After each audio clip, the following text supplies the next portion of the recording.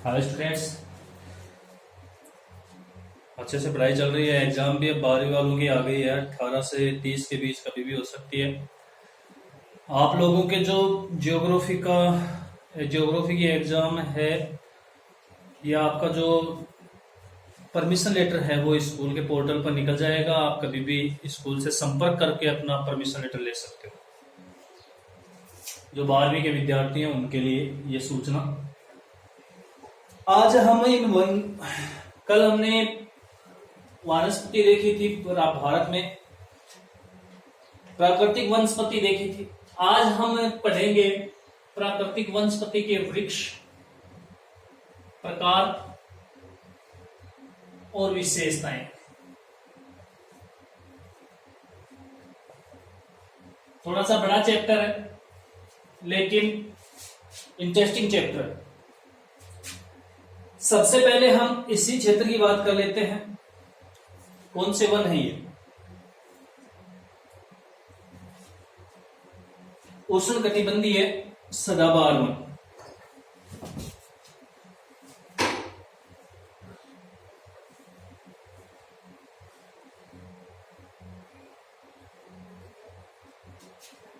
Heading डाल लीजिए number 1, उष्णकटिबंधीय सदाबहार वन। उष्णकटिबंधीय सदाबहार वन नाम से ही पता चल रहा है, गर्मी के कटिबंध में हमेशा बहार रखने वाले वन, अर्थात कभी पत्तियां न गिराने वाले वन। इन वृक्षों की विशेषताएं। इन्हें वर्षा की आवश्यकता कितनी होती है? इन्हें 200 सेंटीमीटर से अधिक वर्षा की आवश्यकता होती है। वर्षा कितनी चाहिए होती है इनको? 200 सेंटीमीटर से अधिक। इन वृक्षों की लंबाई बहुत लंबे होते हैं, 40 से 60 मीटर लंबे होते हैं। ये वृक्ष उष्णकटिबंधीय सदाबहार वन के वृक्ष जिनकी लंबाई होती है 40 से 60 मीटर। बहुत ही सघन वन होते हैं।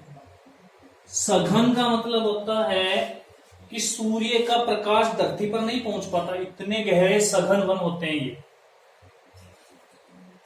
प्रमुखतः 4 स्थानों पर मैंने आपको बता दिया था कहां कहां पाए जाते हैं। सघन होते हैं। इनमें वनों की विविधताएं पाई जाती हैं, वृक्षों की विविधताएं। एक जैसे वृक्ष एक जगह नहीं होते, अलग अलग वृक्ष होते हैं।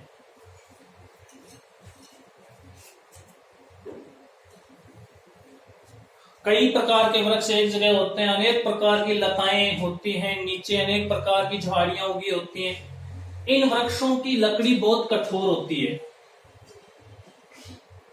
और काले रंग की होती है। हमारे यहाँ जब वर्षा होती है तो वृक्षों के तने को आपने देखा होगा काला हो जाता है। यहाँ तो वर्षा होती रहती है, इसलिए इनकी लकड़ी भी किस रंग की होती है? काले रंग की लकड़ी होती है, बहुत कठोर होती है, बहुत ही सख्त होती है। इनको काटना या इनका विदोहन करना बहुत मुश्किल होता है। कारण क्या है? क्योंकि एक तो यातायात आवागमन इन वनों में नहीं है, दूसरा इनकी लकड़ी इतनी कठोर होती है, तीसरा इनमें अनेक प्रकार की विविधताएं पाई जाती हैं। वृक्ष विविधताएं नहीं, यहाँ पर जैव विविधता भी बहुत अधिक पाई जाती है।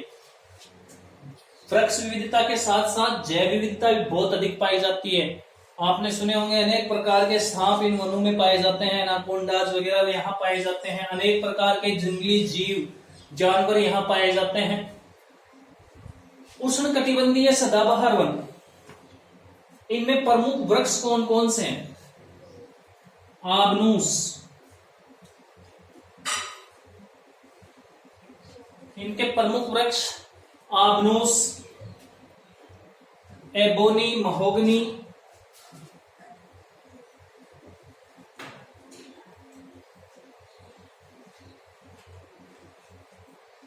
एबोनी, मोहगनी, रोजवुड, नारियल,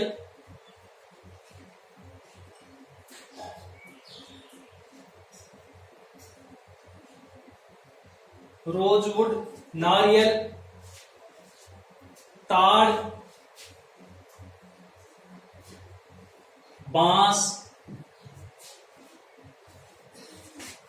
ताड़, बांस, rubber, cinchona, rubber, cinchona.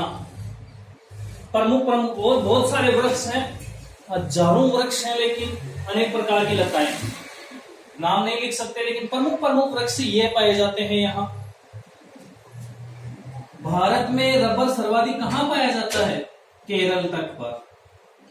Bharat में सर्वाधिक रबर और सिंकोना उत्पादन कौन सा राज्य करता है? केरल। याद हो गया? रबर सबसे ज्यादा कहां होता है? यहां पर। वन नीति बनाई गई थी, उसमें बताया गया था कि संपूर्ण धरती पर या संपूर्ण भारत में 33% भूभाग पर वन होने चाहिए, लेकिन हमारे भारत में केवल 21.34% भूभाग पर ही वन है। बहुत कम है, 12% की कमी है। अभी भी अधिक से अधिक पेड़ लगाएं, पर्यावरण को बचाएं, ताकि आप भी सुरक्षित रहें और पर्यावरण भी सुरक्षित रहे। दूसरा जो वृक्ष है या दूसरे प्रकार के वृक्ष हैं वो हैं मानसूनी, पतझड़ या पर्णपाती वन।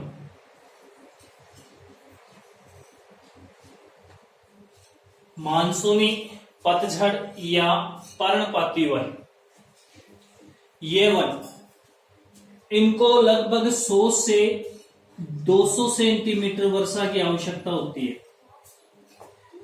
इन वृक्षों की लकड़ी मुलायम होती है, इतनी कठोर नहीं होती।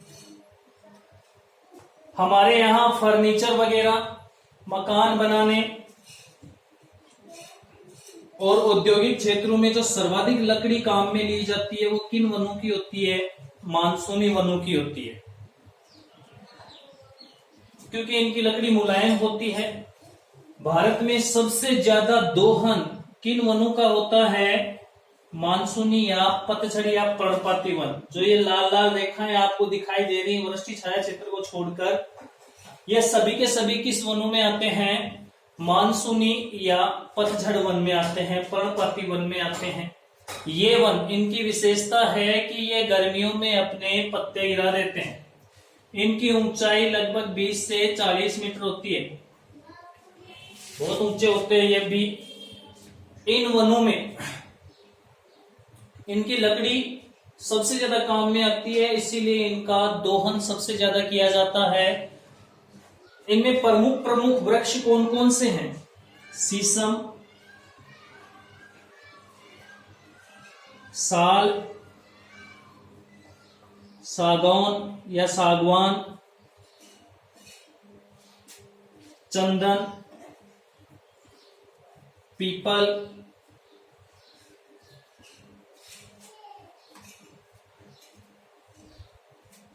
आम, महुआ।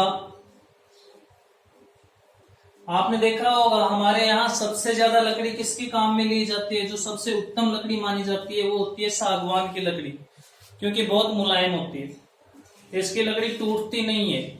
जो हमारे दरवाजे वगैरह लगाए जाते हैं, किवाड़ वगैरह लगाए जाते हैं, सर्वाधिक इस लकड़ी के सबसे अच्छे पसंद किए जाते हैं, सागवान की लकड़ी के। कौन से वनों में पाई जाती है? ये मानसूनी या पतझड़ वनों में पाई जाती है। शीशम के भी लकड़ी बहुत काम की होती है, हमारे यहाँ बहुत महंगी बिकती है। कारण क्या है? क्योंकि ये लकड़ी बहुत ही काम की होती है। इसके अलावा इन वृक्षों में तापमान की बात करें अगर, तो ये पाए जाते, जो हमने थोड़ी देर पहले पढ़े उष्णकटिबंधीय सदाबहार वन, उनमें औसत तापमान कितने डिग्री चाहिए होता है? 28 डिग्री। इनमें चाहिए होता है 20 से 31 डिग्री सेल्सियस तापमान औसत होना चाहिए, वार्षिक होना चाहिए, तभी ये वन अच्छे से पनपते हैं। जैसे ग्रीष्म काल प्रारंभ होता है ये अपनी पत्तियां गिरा देते हैं। कौन से वनों की बात कर रहा हूं? हेडिंग आपने डाली थी नंबर 2, मानसूनी या पतझड़ वन। आगे होंगे समझ में। अगला हम पढ़ रहे हैं तीसरा, मरुस्थलीय वन। इनको दो भागों में हम बांट लेते हैं। एक उष्ण कटिबंधीय शुष्क वन, एक भाग उष्णकटिबंधीय शुष्क वन और दूसरा भाग मरुस्थलीय वन। इस क्षेत्र को भी हम दो भागों में बांट देते हैं।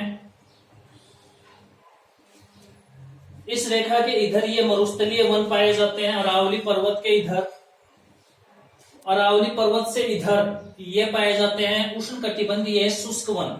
उष्णकटिबंधीय शुष्क वन जो प्रायद्वीपीय भारत में आपको दिखाई दे रहा है, इनको भी उष्णकटिबंधीय शुष्क वन कहा जाता है।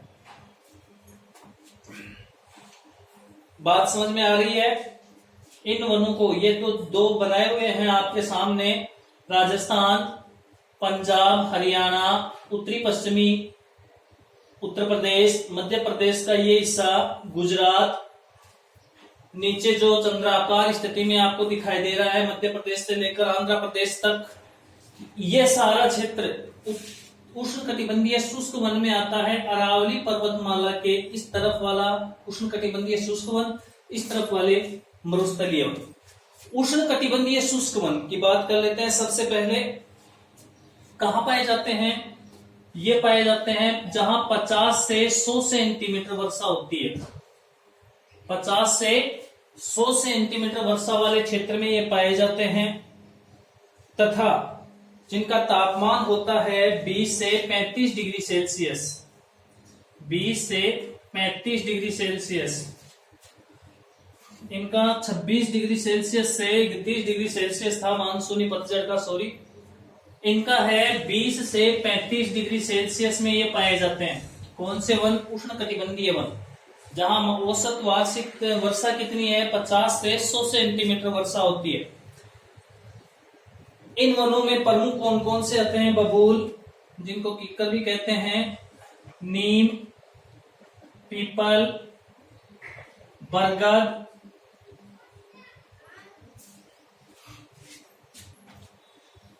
जामुन, आम आदि वृक्ष इसमें पाए जाते हैं। जितनी बातें मैं बताता जा रहा हूं आप लिखते रहिए, याद रहेंगी आपको। इसके बाद में बात करते हैं मरुस्थलीय वन। 50 सेंटीमीटर से जहां कम वर्षा होती है और तापमान अधिक होता है, तापमान 30 डिग्री सेल्सियस से 35 डिग्री सेल्सियस वार्षिक तापमान होना चाहिए, या हम इनको कह सकते हैं कि 25 डिग्री सेल्सियस से 35 डिग्री सेल्सियस वार्षिक औसत तापमान होना चाहिए, या होता है, वहां ये वन पाए जाते हैं। ये हिस्सा आ गया मरुस्थलीय हिस्सा राजस्थान का, यहां ये वन पाए जाते हैं। ये वन कांटेदार होते हैं, इनमें इनकी पत्तियां ही कांटे के रूप में बाहर निकलती हैं, क्योंकि वाष्पोत्सर्जन न हो, ताकि इनकी जड़ें बहुत मोटी होती हैं, इनकी जड़ें गहराई से पानी ले सकें, और इनका वाष्पोत्सर्जन यानी वो नीचे से जो धरातल का पानी लिया है वो वाष्पोत्सर्जन द्वारा आसमान में न निकल जाए, इसलिए इनकी पत्तियां छोटी होती हैं तथा कांटे वाली होती हैं। पत्तियां ही कांटों के रूप में परिवर्तित हो जाती हैं, तिखी हो जाती हैं। कौन से वन होते हैं? मरुस्थलीय वन। इनमें सबसे ज्यादा झाड़ियां होती हैं, बेर, नागफनी, कांटे वाले जितने पेड़ हैं, बहुत कंटीले वाले पेड़, वो इसमें आते हैं। खैर, खेरी जिसको हम बोलते हैं, वो कैर आप जानते हैं, सब्जी खाते हैं, आपने देखा होगा, उनकी पत्तियां नहीं होती हैं, बहुत कम होती है, एक आध पत्ती दिखाई देती है, और बाकी कांटे ही कांटे होते हैं इनमें। खैरी के कांटे आप सब जानते हैं। इस प्रकार के वृक्ष पाए जाते हैं मरुस्थलीय क्षेत्र में, यानी मरुभूमि में। 4 प्रकार के वन हमने पढ़ लिए, 3 प्रकार के वन हमने पढ़ लिए। चौथा वन है जिसका नाम है दलदलीय या ज्वारीय वन। अब आज का क्वेश्चन आपके लिए, ये बताइए सदाबहार वन के कौन कौन से क्षेत्र हैं? सदाबहार, उष्णकटिबंधीय सदाबहार वन कहां कहां पाए जाते हैं? धन्यवाद।